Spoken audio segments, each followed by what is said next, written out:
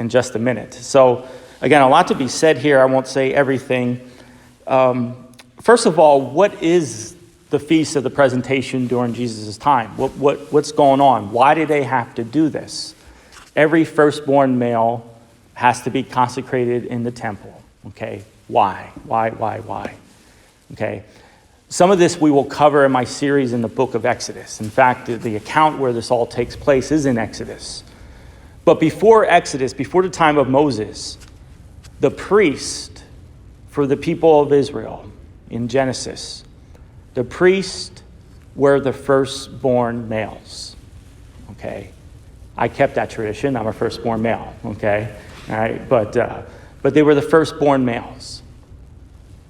That would be taken away from them in the book of Exodus and given to the tribe of Levi.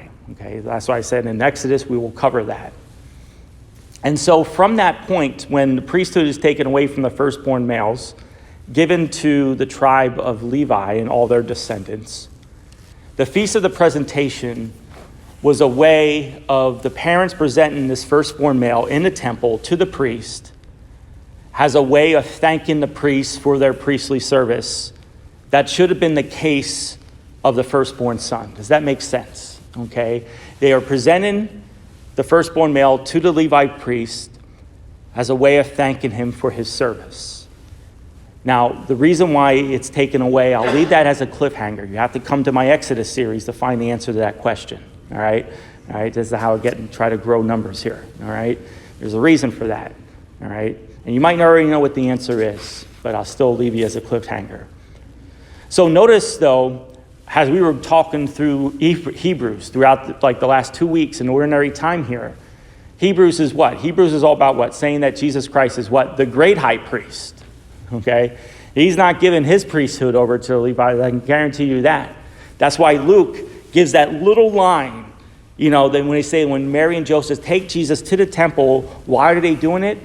In obedience to the law. They're following the law. That's it.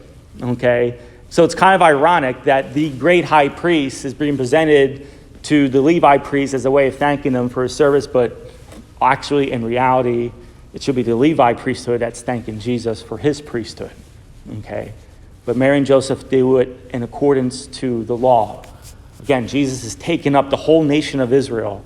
He's taking and identifying it with himself and is traveling their path throughout the course of his life.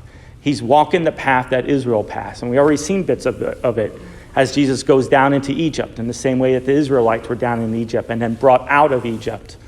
All those sort of things.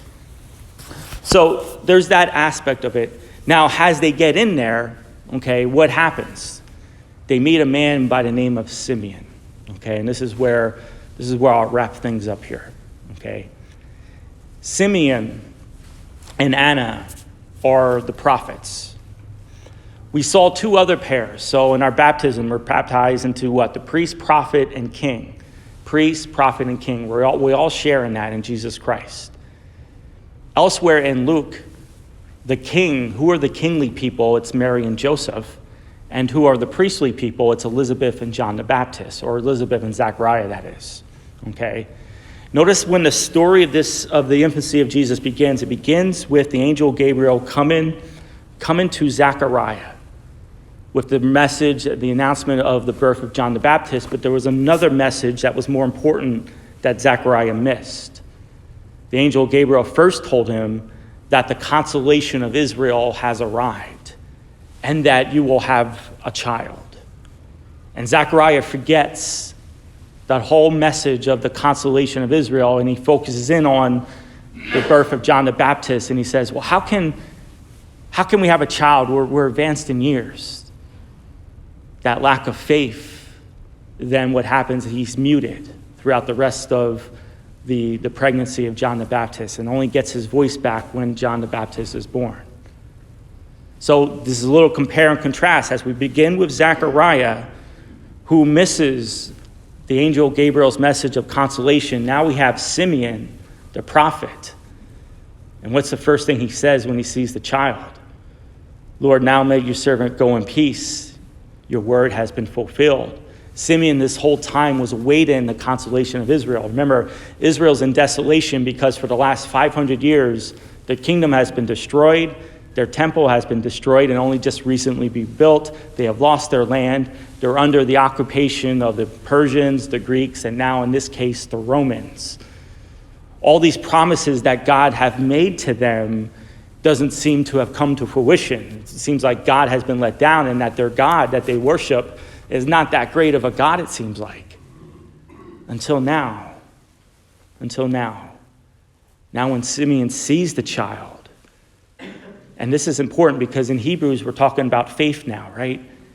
And faith is what? Is seeing things that aren't there. Faith is believing that God is present, believing that God is here even though we don't see it. And so what does Simeon see? He sees a child.